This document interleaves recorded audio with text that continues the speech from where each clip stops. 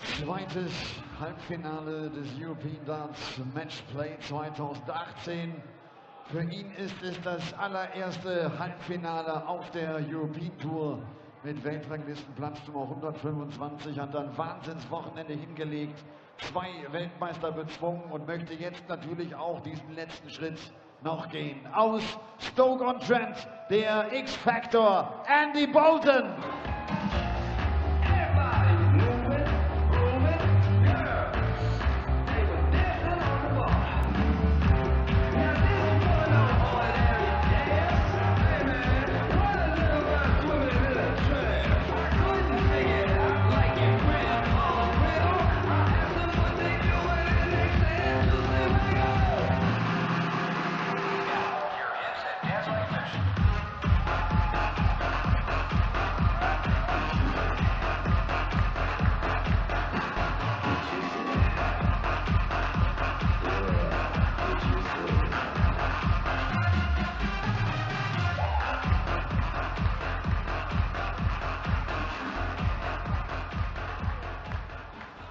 Andy Boulton tritt an gegen die Nummer 58 der Welt. Er kommt aus Irland, natürlich auch für ihn das erste Halbfinale. Und auch er hat ein klasse Turnier gespielt. Hat mit Weltmeister Rob Cross und Menzo Suljovic gleich 2 Spieler aus den Top 10 bezwingen können.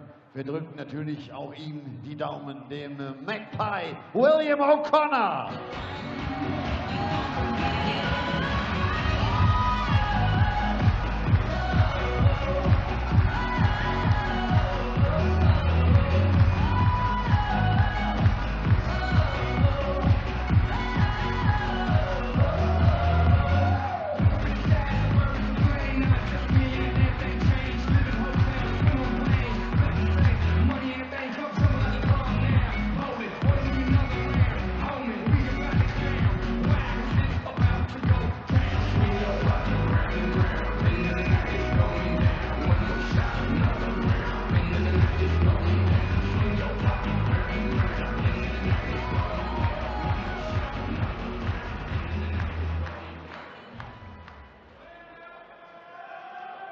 Who will Michael van Gerwen play in the final? We're about to find out. Best of 13 leg match coming up between X-Factor Andy Boulton, who's disposed of 7 players on the way to this stage.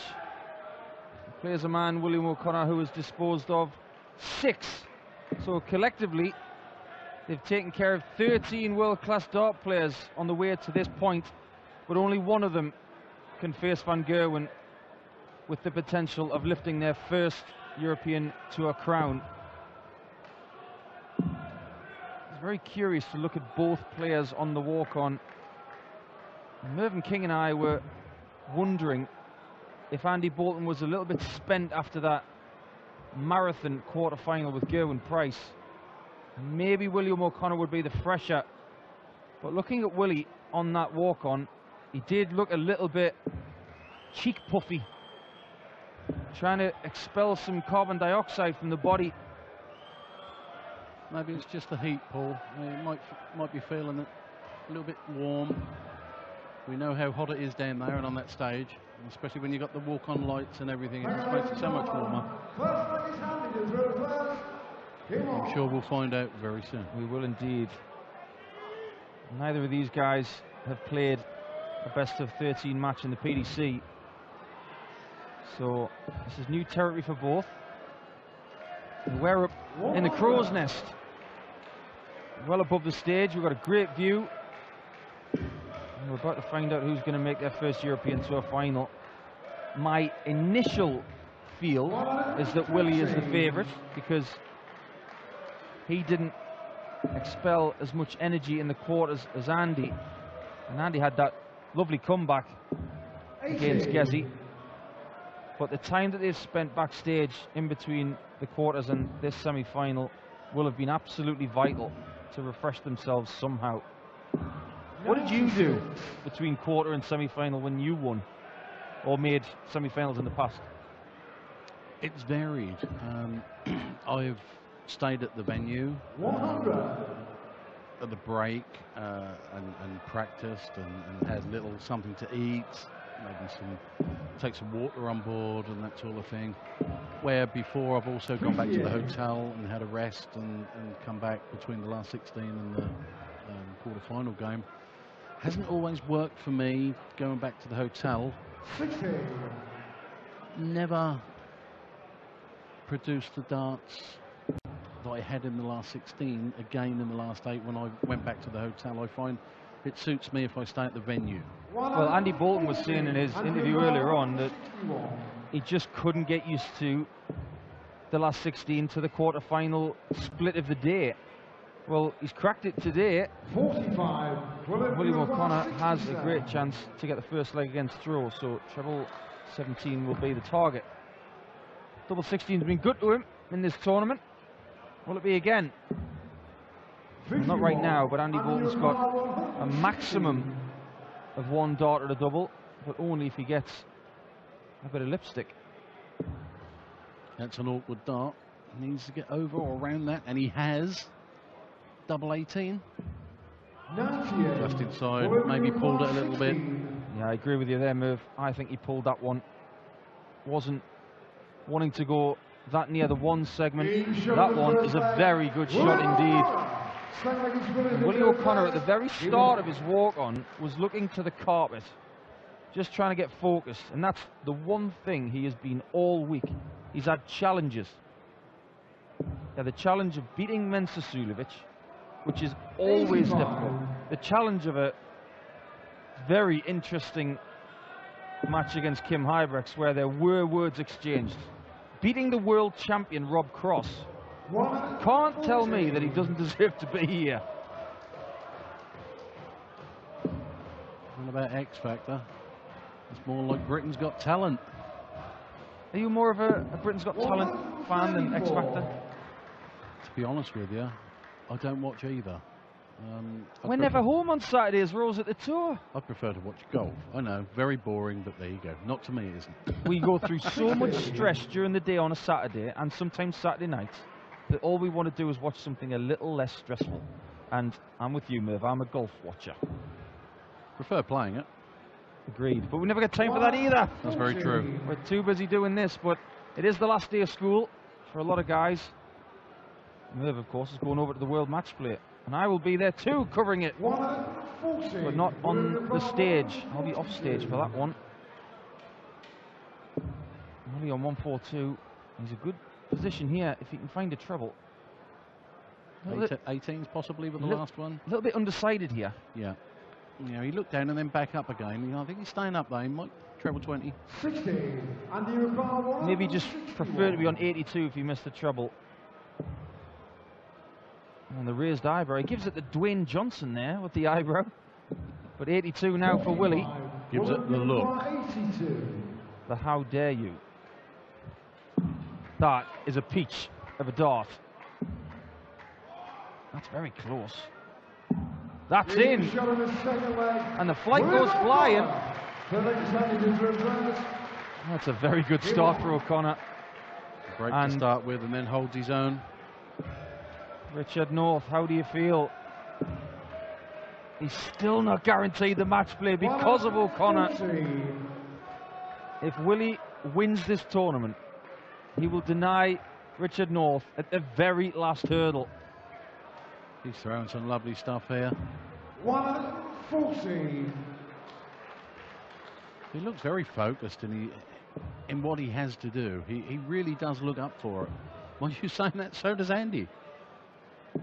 William has always looked this good as a dart player. From a consistency perspective, it's there this week. Averaging around 95 for the tournament. Just looks like he's getting better. All of the work he's put in, winning the Tom Kirby Memorial last year, I feel was a watershed moment for him. Winning that tournament is a big deal in Ireland. Definitely. Certainly helped him on his way. He seems to be growing into the player we all know he is. 60. Absolutely right. Well put, Merv. He's one of them players you do not want to draw on a Players' Championship. I remember playing Willie in a European qualifier once and being 5-4 up and thinking this is mine, and then 12 dart and 11 dart later I was out.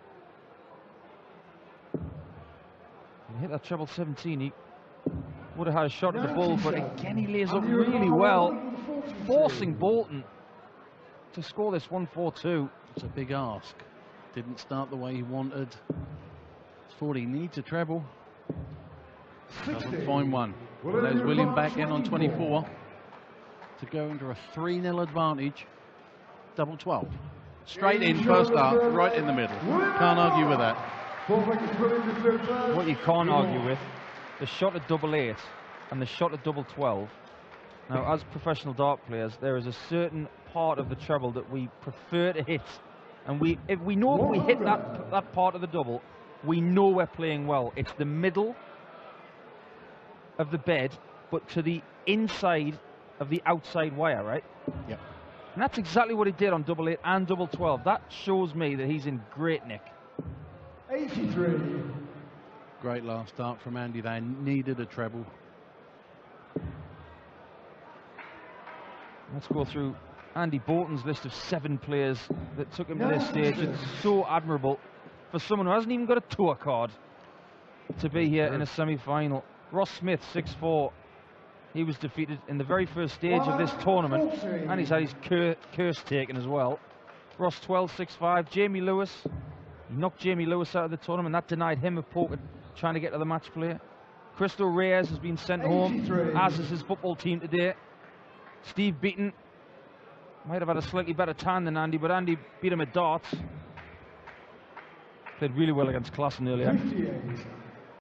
And Gerwin Price in a attritional battle, 6-5. But right now it looks like Willie O'Connor is the stronger of the two. You can move to the 18s. Yeah. Sets up a finish, albeit a rather large one. A 1-8 will really help Andy Boulton's chances here. There's 2. Can he slide the third one in? And he can. Leave stops. Now the 1-6-4 is looking even harder to hit. This is why you leave it, just in case. And he was very nearly there. 2 out of 3. It's a well thrown dart. It was positive. That's great, guys. This one's got to be positive. Double 10s there. He needed that, because if he went 4-0 down, it was a long road back. And I know he's had a comeback already against Gezi in the quarters, but I feel that William O'Connor is playing a little bit better than Gezi was earlier. Valuable break as well. Maybe time to just take a sip of water and reset everything for William O'Connor to try and break straight back. 60. Have you ever heard Andy Boulton on karaoke? I can't say I have, no. He has apparently done karaoke on the Lakeside stage when they needed some time filling. Really? And he said, I'll do it. He then did it, and it was a great rendition of something. But he said he was more nervous doing that than he's ever been playing darts. I can imagine. I'd be the same. I've also heard him do a duet with Veronica Henderson. John Henderson's good lady. And they're very, very good indeed. I heard them do that at the Walkabout Bar in Barnsley. There's a few dart players having a sing-song that night, including a young player called Callum Luce, who is himself a great little player, great left-hander from the Manchester area. Walkabout Bar. That sounds more Australian. Yeah, home of the Kookaburras. That's the one. 114. That's a good guide. Not used very well with the second dart 60. or the third. Just doesn't seem to be finding that range for the treble. He's not sticking with William on the scoring. This is what Willie's been doing all week. 170. Magic darts from William O'Connor. Sets up a lovely finish of 70. Yeah, magic from the Magpie. I believe he's called the Magpie because of where he's from. I think there's a Gaelic football team or something called the Magpies. Limerick, if I recall. Yeah, that's right. Yeah. Single 20. for double 16 to break straight back. He says, come on. 54. And you require 62. Well, this would knock the stuffing out of Willie O'Connor's challenge to break him straight back. Can he get this one with the third dart? He can't. It's got way too much on it. And Willie O'Connor's got 3 more to go 4-1 ahead. I wouldn't have said that was a nervy dart, but it didn't look one of his better ones. Well, William O'Connor's face there tells the story, because that shot at double 4 wasn't his best, but it went in. If it sneaks in the corner, that's good enough. I know we all want it in the middle and make life as easy as possible, but if they sneak in the corner, that will do quite nicely. Thank you very much. That's why it's easier to hit doubles than trebles, because they are a little bit wider. Here he is again. He's butchering that treble 20. You saw just before we started this leg, Andy Boulton taking both hands on the shoulders of his shirt and wafting it, just trying to get a bit of air inside the shirt lining. 60. This is where having a decent dart shirt is invaluable. Material management in your darts career. Never thought I'd say that line in my life. I distinctly remember the shirts that you used to wear, Merv, the shiny ones. I don't know how you wore those things on hot stages. I found them fine. They were very heavy. You've got to be royalty to pull those off, I think. As you are. Thank you very much. 43. Yeah, doubling from Andy Boulton has not been his strong suit in this game. Has had a few chances. Has been made to pay by the Irishman. And to be fair, I think we've noticed the lack of scoring power from Andy more than anything else in this game. His inability to find that treble 20 is allowing scores like this from Willie O'Connor to be the norm. He's not putting William under pressure with scoring wise. We may talk more about the scoring power of William O'Connor in the next leg, but right now it's all about 11 and double 16. I don't see him going for 3 here. Definitely 11. Double 16 for 5-1.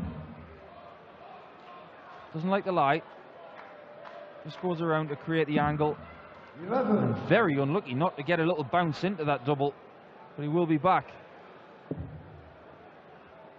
That's a better first start from Andy. Putting it higher, doesn't block the treble. Insignificant if William O'Connor hits this. Again, he blocks it a little bit. Superb second dart. Air shot. Yeah, didn't move that time because, like Merv just said, went for the high part of the segment and it was a great shot. Really, really positive. And the one thing I admire the most about Willie O'Connor is something that we talked about earlier. He recognized a weakness in his game. He recognized that if he was going to do something in this sport, that he had to make changes. And it just goes to show, ladies and gentlemen, that when you recognize what you need to do and you work hard enough at it, you can do extraordinary things. William O'Connor is on the cusp of making a final on the European Tour in Hamburg after going through the qualifiers and being 1 game away from winning the tournament and making the World Matchplay from nowhere. But he's still got to get through this game. We have seen comebacks in the past. And Andy Boulton is a very gritty player, but is this a bridge too far? I think the way William was scoring and the inability of Andy scoring wise, I think it could be. I really do. That first start of Andy's isn't finding that. Again, he goes below and blocks it. So he's constantly searching for something. Yeah. It's not filling him with confidence. He's always having to adjust, and it's not happening naturally. Willie was right on for that 170, but he won't like that one. Big ask, big man, big first start. It looked on. That's very good. Very good, Leo. He might not get a shot at it. Well, he does like double 16. He's not going to get a shot at it because it's going to be 20 in bull. Bullseye. Only just a width of a wire away. And there was an ooh from Willie there. It was close, but that one's in. This is not over yet. And Andy Boulton, I've noticed, before the last leg, he's doing everything he possibly can to get a little bit of more energy inside him, to get a bit more air to relieve the heat. A little bit of extra motivation by shouting at himself when he hit the double 10. He is trying everything in his power. He's so gritty and determined. He's got one back. He can allow William O'Connor to get one more, but no more than that. As William has got the advantage of throwing first in this leg. Is this a must-win leg? I feel it is. If he goes 6-2 up, William O'Connor, I do not see him losing 5 straight.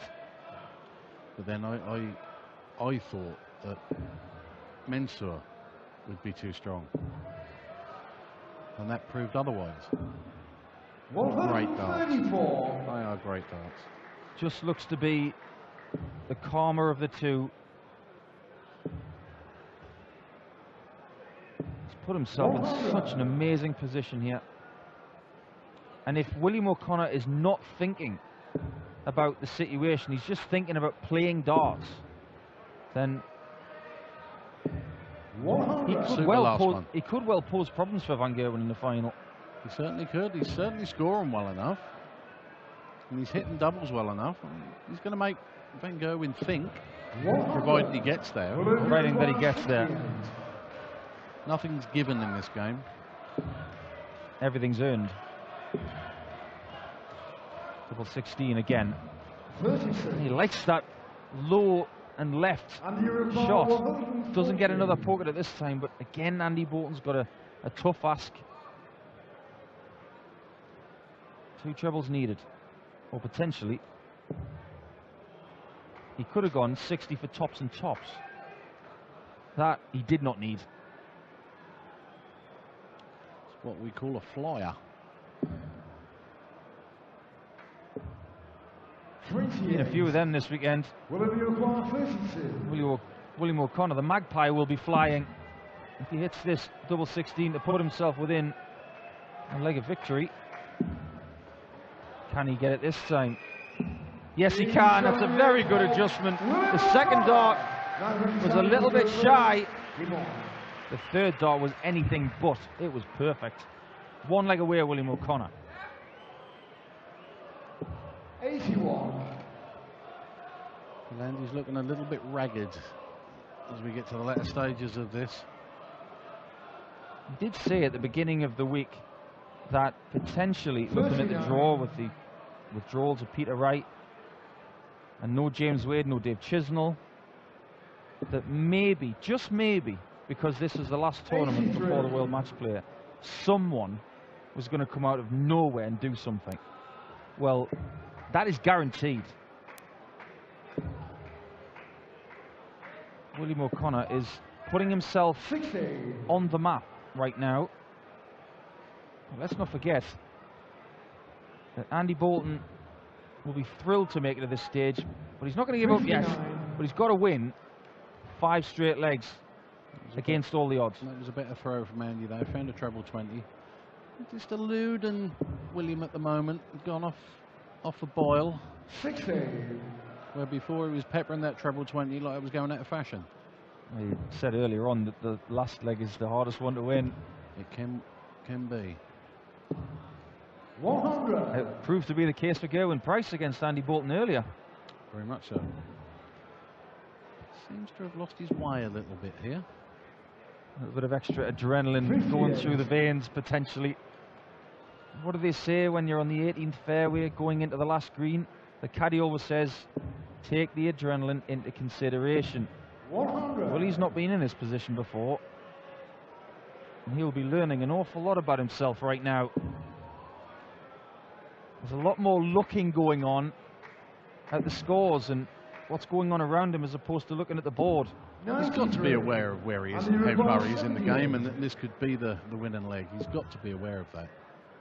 And it's obviously not laying well with him at the present. But now he's throwing first for the match. Maybe this is where we're going to have a good leg. 42. Yes, again he has a scratchy one.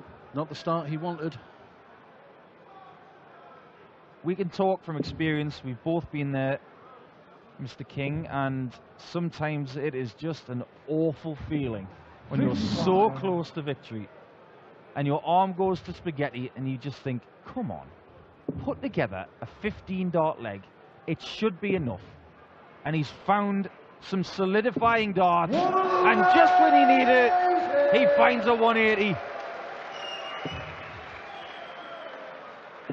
And back comes Boulton. And you wonder where he gets his reputation from.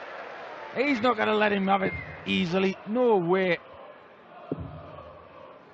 Game back on again. Brilliant from O'Connor. What a 9 darts.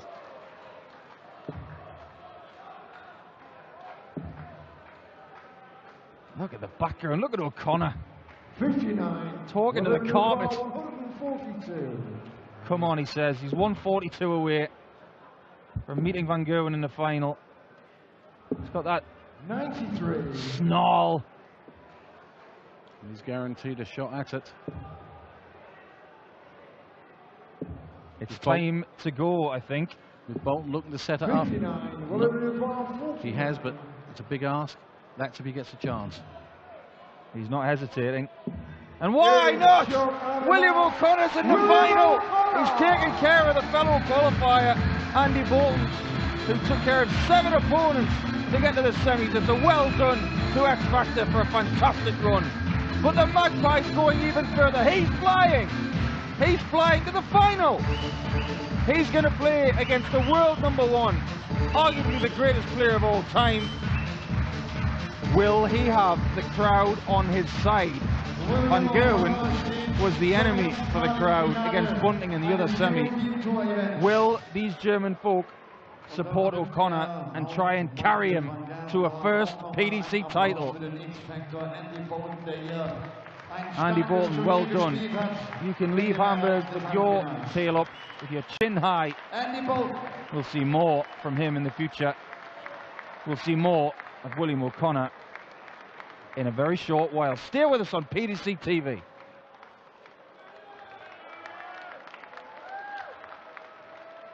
So, natürlich jetzt auch kein Interview mit William O'Connor. Der braucht die Zeit, um sich aufs Finale zu konzentrieren. Wird das 11. Match sein zwischen Michael